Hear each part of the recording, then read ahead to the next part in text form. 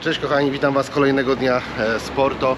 Jest piękna pogoda, słońce świeci, nie ma wiatru, więc pewnie polatam dronem. Chciałbym udać się na tę plażę, zrobić jakieś ujęcia, bo wczoraj nie zdążyłem, wczoraj tak wiało, że nie było szans. Co do tego mieszkania, to powiem Wam, że troszkę mi tutaj powietrze zeszło, ten cały entuzjazm minął, dlatego że to jest jak ze starą BMW na wsi. Wiecie, z zewnątrz wygląda, z zewnątrz z daleka wygląda całkiem spoko, jak jedzie się buja chłop po wsi, ale jak podejdziesz do tej BMW-ki, zobaczysz wewnątrz co tam się dzieje, no to jest szrot. Tak samo jest z tym mieszkaniem. Na początku pierwsze wrażenie było ok, natomiast potem podczas użytkowania no to tragedia. No, woda prawie w ogóle nie leci. W jednej są niby dwie łazienki, z czego jedna można powiedzieć, że nie działa. Toalety są porozwalane, tam się nic nie trzyma kupy. Dużo jest minusów, natomiast takich małych minusów, które wiecie, no, składają się na jeden wielki minus co do tego mieszkania. Jednak w tej Almadzie, zmieniam zdanie, w Almadzie było dużo lepiej, dużo wygodniej i tam wszystko działało tak jak trzeba, nie mam tam żadnych zarzutów. A to, że w jakiejś starszej kamienicy było, no to już tam, to nie jest, to jest mały szczegół. Ok, zaczynam mój wyścig ze słońcem, więc zabieram graty, zabieram drona i lecę filmować, bo ja muszę być szybszy tym razem niż słońce.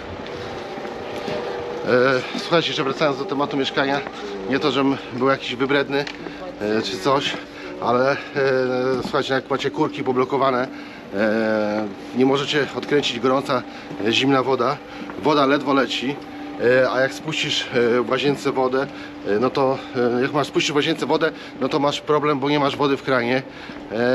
No dużo takich pierdół jest, które uprzykrzają Ci życie. No i jeżeli będziecie mieć jakąś możliwość znalezienia mieszkania w okolicy, może w podobnej cenie, no to nie decydujcie się na to mieszkanie, bo naprawdę uprzykrza życie. Łóżko to jest tak twarde, że ja nie wiem, czy ja spałem dzisiaj w nocy, czy nie. Kwatera się nazywa Always Porto, nie polecam. Szukajcie gdzieś w okolicy, bo na pewno mieszkanie jest sporo. Wybór jest duży, a to mieszkanie tylko fajnie wygląda w internecie, na zdjęciach. No bo tak jak Wam mówiłem, historia z BMW.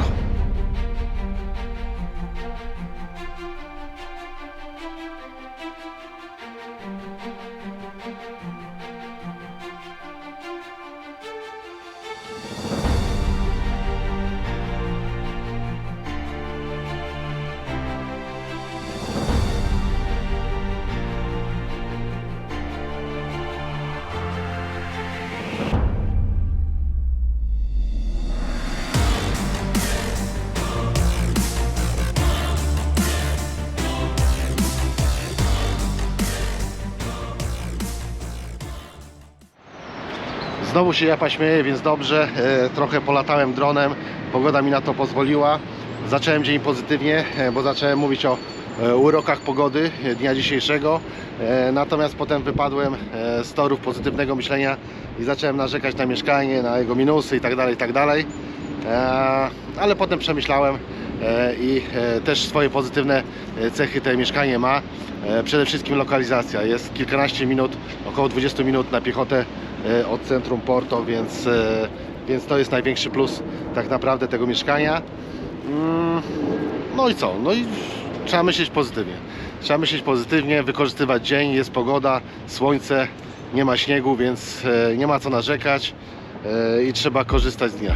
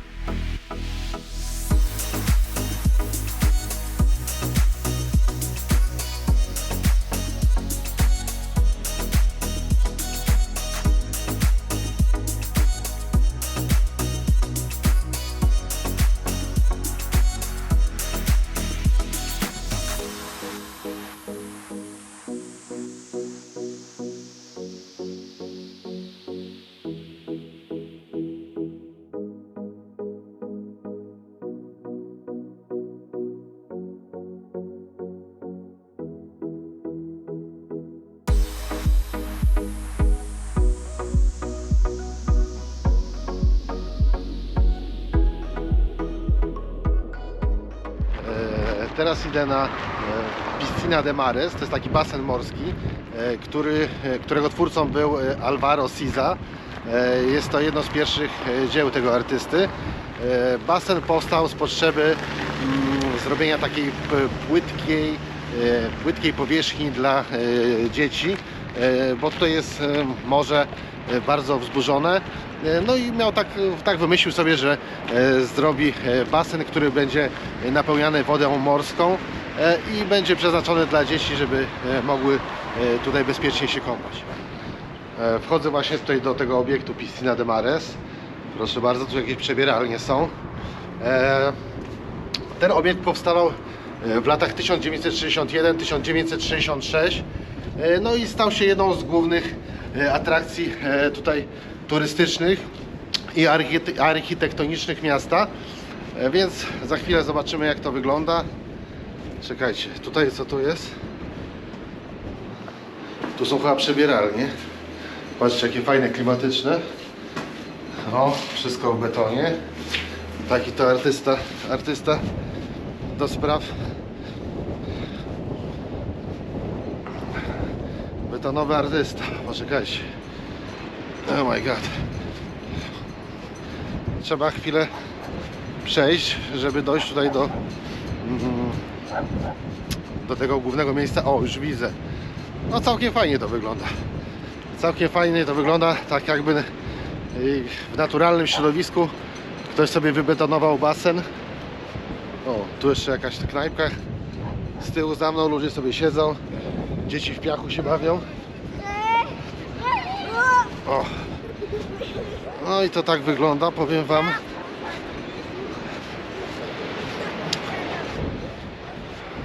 O gustach się nie dyskutuje, chociaż ciężko mi tutaj jakieś takie cechy artystyczne dostrzec w tym basenie. No zwykły taki wybetonowany basenik. No. U nas taki pracownik budowlany, myślę, że też takie dzieło by stworzył. Ale tak mówiłem, nie narzekamy. Obiecane, że nie będzie narzekane, więc nie narzekam. O, i patrzcie, to jest taki to basenik. O. Tu jest taki z głębszą wodą, widzę. To chyba dla dorosłych, dla rodziców dzieci, które kąpią się tam. Tam jest taki brodzik. Może nie będę dalej wchodził, bo to też nie ma takiej potrzeby, ale tak wygląda z tyłu. Proszę bardzo. Proszę bardzo. I tutaj w takich pięknych okolicznościach przyrody możecie korzystać z basenu, a jeżeli morze będzie spokojniejsze, możecie zawsze wskoczyć, macie parę metrów do morza, ale dzisiaj wieje strasznie. Zaraz wam pokażę falę, no to jest żywioł dzisiaj jest. O, tak wygląda ten basenik z tyłu. Tu jakieś skałki są, a tu za mną morze.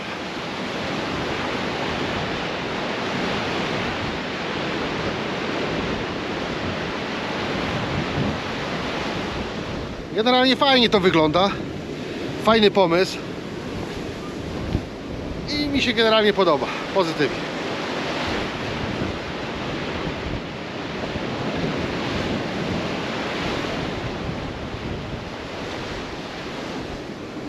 O, i z tyłu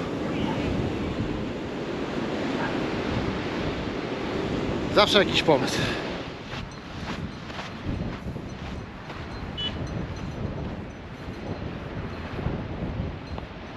Powiem wam, że myślałem, że to stoi sobie tak w samopas, ale jak tylko wszedłem na te skały, to zaraz się ochrona pojawiła. Grzecznie mnie tutaj przegonili. Powiedzieli, że nie można tam na te skały wchodzić. Nawet nie wolno wchodzić w okolice basenu. No bo to w tej chwili nie jest uczeszczane i generalnie oni nie są też ratownikami, żeby pilnować, czy ktoś wpadł do wody, czy się utopił, czy coś tam mu się innego stało. Są generalnie odpowiedzialni za bezpieczeństwo. Czekajcie chwilę, bo coś mi wypadło. Jakaś karteczka. No i tak to się skończyło, że zdążyłem nagrać ze skał jakiś materiał.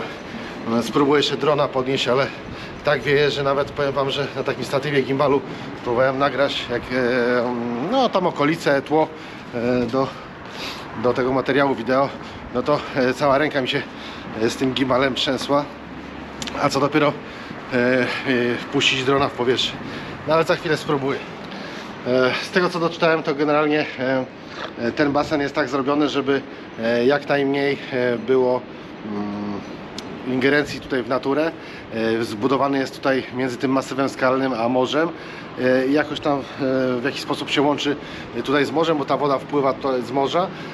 No i generalnie wszystko było zrobione, wyrzeźbione tak, żeby dawało ci takie wrażenie, że generalnie ten basen jest dziełem natury, a nie człowieka. Czyli bardzo mocno musiał wkomponować ten basen w infrastrukturę naturalną otoczenia.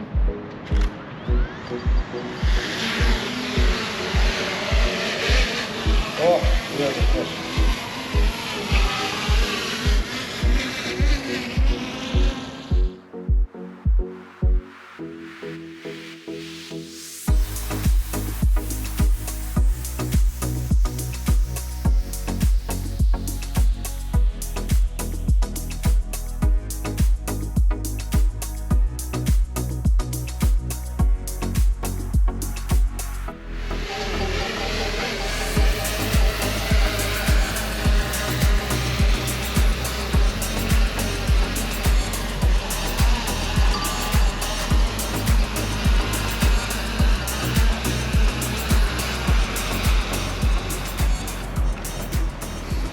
Hello, my friend. Let's go, hello. Hello, I thought that you are close. No, I'm open. Oh, great, great. I was afraid that you are closed. And No, just Sundays. this is my favorite cafe bar. You know, it's great. And you are my favorite customer. Yeah. We will see. We will see today. Today, yes. Maybe it will be better.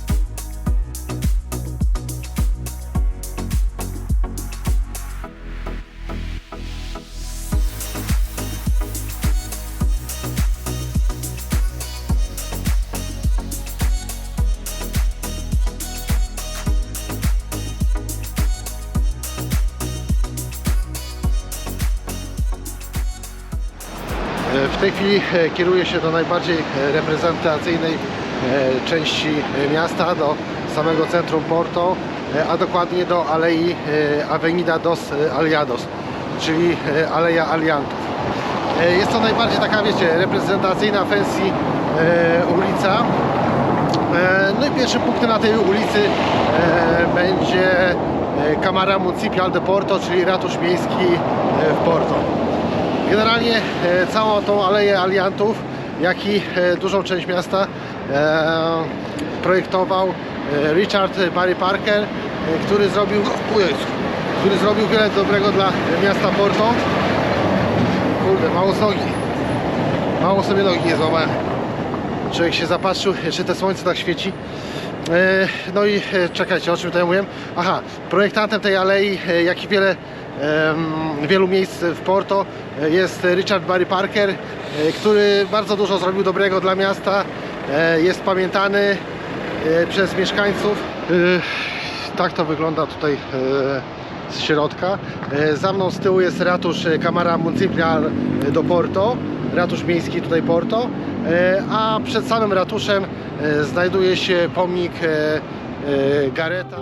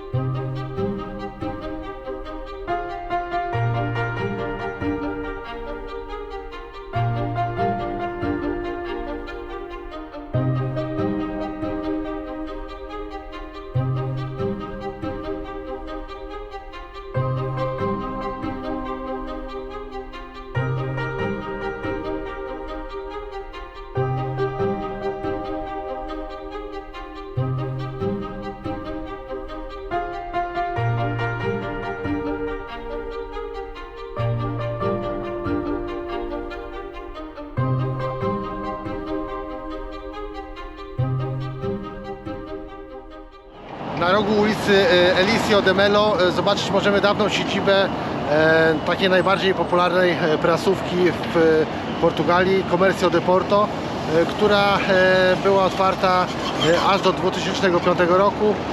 No i później niestety z różnych względów została zamknięta. I z tyłu mamy tutaj w tle ten budynek. Naprzeciwko w tej dawnej siedzibie Comercio do Porto mamy kawiarnię Café Guarana, która została otwarta w 1933 roku. No i prawie cały czas była otwarta. Miała tam różne zawirowania w historii, ale generalnie od tamtej pory działa i dopiero tak na dobre ustabilizowała się sytuacja od 2003 roku. No i od tego roku można powiedzieć, że jest non-stop otwarta. Natomiast samo de facto rok założenia to jest 1933. Człowiek stary to ślepy. Nie Café Guaran, tylko Café Guarany. Dokładnie jest ta nazwa tej zabytkowej kawiarenki. No, teraz to i tak chyba nic nie słychać, bo ciężarówki nadjechały. Jak ktoś ma ochotę jeszcze z takich ciekawych rzeczy, że tak powiem architektoniczno-monumentowych w Porto, warto zobaczyć pomnik Piotra IV, pomnik Porto czy rzeźbę gazeciarza. No i dodatkowo jeszcze można zobaczyć pałac Cardosas czy Café Astoria, też taka unikalna, zabytkowa kawiarnia. Co wam chciałem jeszcze powiedzieć? Fajną rzeczą, jeśli chodzi o poruszanie się zarówno w Lizbonie czy w Porto, znaczy przede wszystkim w Porto, no to jest metro, które jest na każdym kroku, czy komunikacja miejska, o jak tutaj jest ten przystanek autobusowy, bo bardzo ciężko jest zaparkować samochód w takim mieście jak Lizbona czy Porto. No i dodatkowo, wiecie, no nie zawsze są te parkingi podziemne dostępne, a w sezonie to już na pewno nie są dostępne, bo w zimę jest ciężko znaleźć miejsce na parkingu, nawet podziemnym, a co dopiero w lato. A jakbyście mieli więcej czasu, to polecam ulicę spacerową Rua das Flores. Bardzo fajne miejsce też, żeby pochodzić, pospacerować, czy przysiąść gdzieś w kawiarence, czy napić się jakiegoś dobrego drinka. Oh my god.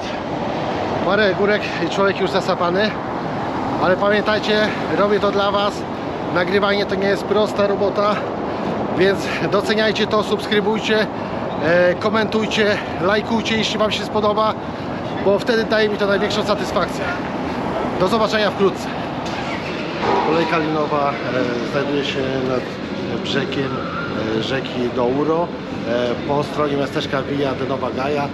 Została uruchomiona w 2011 roku i od tamtej pory przewozi turystów z góry na dół dzielnicy Porto Ribeira. Już jestem w środku kolejki. Bilet dla dorosłych w jedną stronę kosztuje 6 euro, 9 w obie strony. Natomiast dla dziecka jest 3 euro i adekwatnie 4,50. Bilet rodzinny kosztuje 22,50, natomiast dzieci muszą mieć maksymalnie do lat 12, czyli dwie osoby dorosłe, dwójka dzieci wchodzi do tego na bilet rodzinny. Z najwyższego punktu przejażdżki można podziwiać rzekę w drodze do morza, piękną dzielnicę Ribeira i piękne winnice, które znajdują się tutaj centralnie pode mną. Generalnie jedną z lepszych winnic, która tutaj jest na dole w Porto Ribeira, jest Porto Vino Cellars. To jest to miejsce, w którym przechowane jest wino Porto, produkowane tutaj w dolinie rzeki Douro. Tutaj przy dolnej stacji kolejki kabinowej Gaia mamy po drugiej stronie naprzeciwko czerwone dachy piwnic z winami, gdzie leżakują najlepsze Porto z tutaj Doliny Duero. O, tutaj jest nad rzeki Duero. Jest to centralnie kilkanaście minut na piechotę, 15-20 minut na piechotę tym mostem, który jest za mną, za chwilę wam pokażę, mostem Luisa, od centrum miasta, czyli od serca Porto. O, tutaj z tyłu. No i wina generalnie można powiedzieć Porto leżakują nie w samym Porto, a tu gdzie w tej chwili jestem, czyli Villa Nova de Gaia.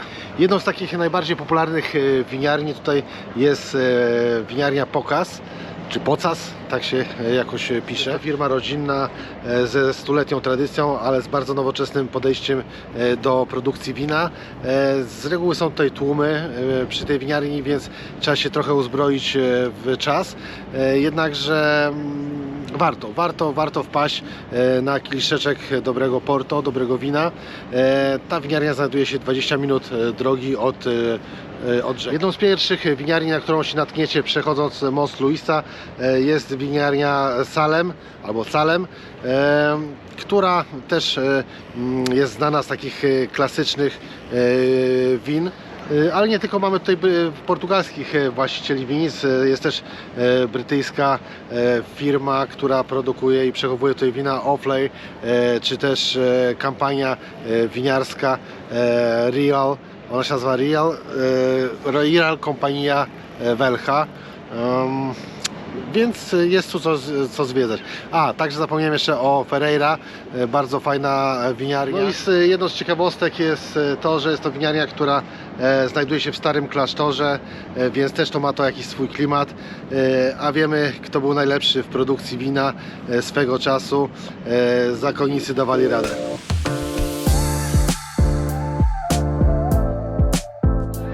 Żeby tradycji stała się zadość, pojechałem także do Porto zobaczyć i stadion FC Porto.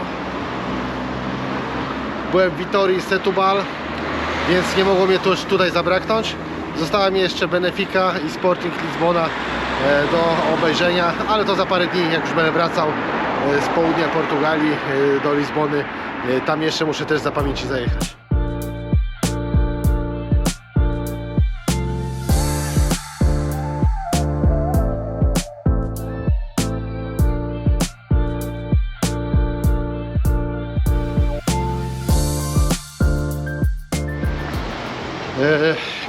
Kolejny dzień w Porto dobiega końca.